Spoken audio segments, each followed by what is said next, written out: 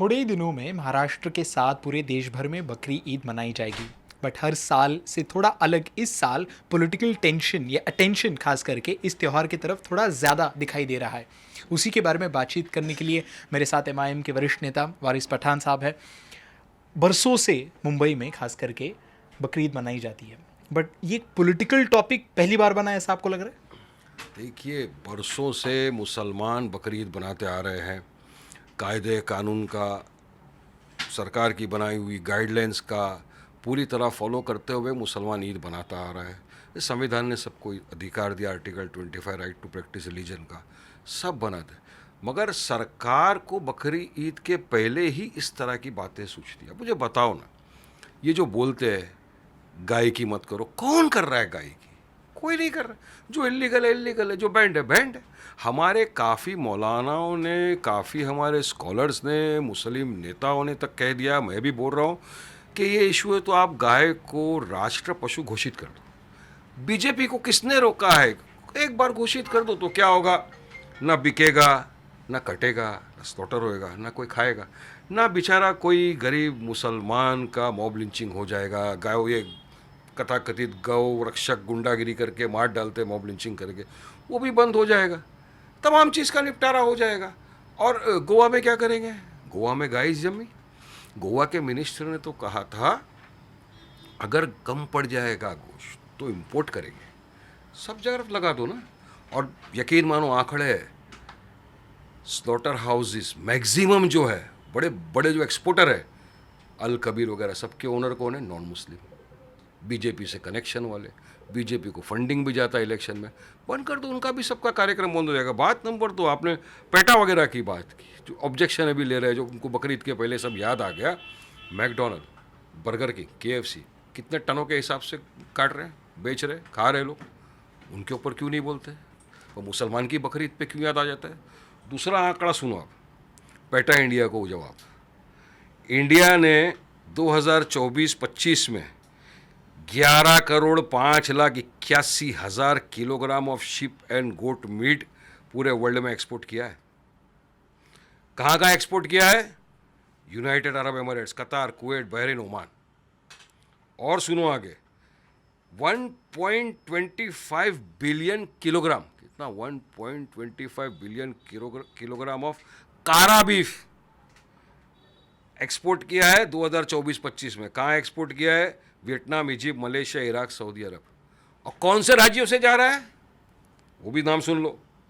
Malaysia, Iraq, ये उत्तर प्रदेश, महाराष्ट्र, आंध्र प्रदेश, तेलंगाना, केरला, ये सब जगह। और ये इसका सोर्स क्या है? वारिस पठान घर पे बैठ के सोर्स नहीं बनाया मेरे भाई, नहीं तो बोलेंगे वारिस पठान ने किधर से सोर्स लेके आ गया।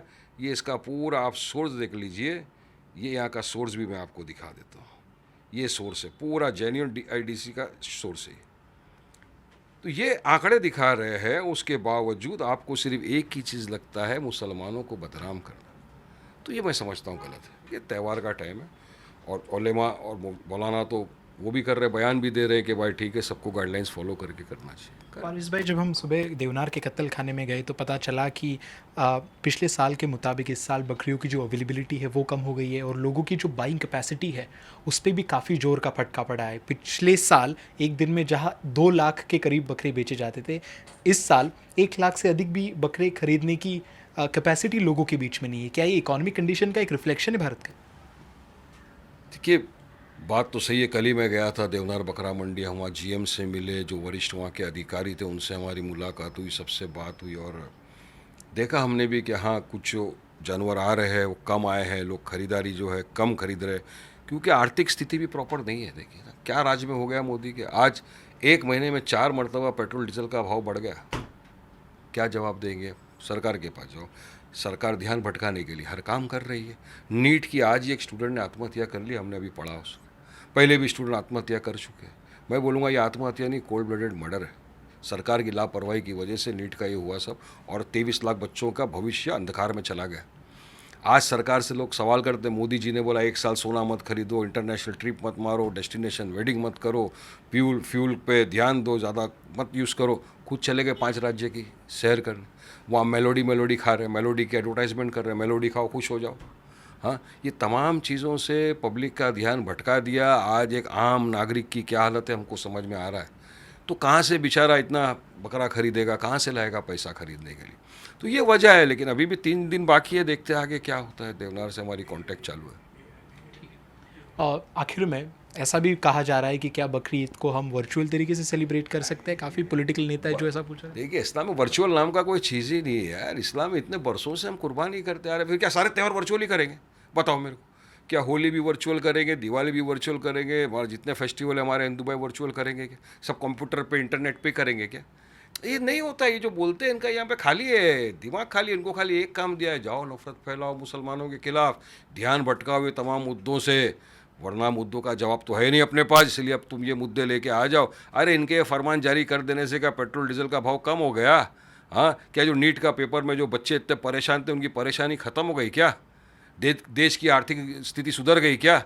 ये तो इस पे ध्यान देना चाहिए। तो तमाम चीज़ों से ध्यान भटका दिया मोदी सरकार ने, बीजेपी ने, और इस पे लेके आके चले गए। हमसे बात करने के लिए काफ़ी शुक्रिया। ये थे हमारे साथ एमआईएम के वरिष्ठ नेता वारिस पठान। मेरे सहयोगी राजेंद्र दयाकर के साथ मैं अनुज राय थी, एनडीटीवी इंडिया के लिए मुंबई से।